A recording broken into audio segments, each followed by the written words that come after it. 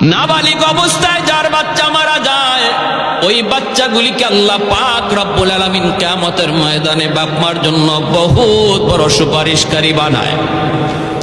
বাচ্চাগুলি আল্লাহর কাছে ডাক দেয়া কয়, মালিক, ও মালিক, তুমি আমারে দুনিয়াতে পাঠাইছো, পাঠানোর সময় আমার মা কত কষ্ট করছেন, জান বের হয়ে যায় অবস্থা। এরপরে আমি দুনিয়াতে আসলাম, এত কষ্ট আমি মাকে দিলাম, কিন্তু মার কোনো খেদমত আমি করতে পারলাম না, আমার মা ঋণ আমি শোধ করতে পারলাম না। আল্লাহ, আজ যদি তুমি আমাকে জান্নাতে দিতে চাও, আমার মা বাবা সারা জান্নাতে যাইবো না, হয় আমার বাপ মার সাথে জাহান্নামে দিয়ে দাও, হয় আমাকে আমার বাপ মার সাথে জাহান্নামে দিয়ে দাও।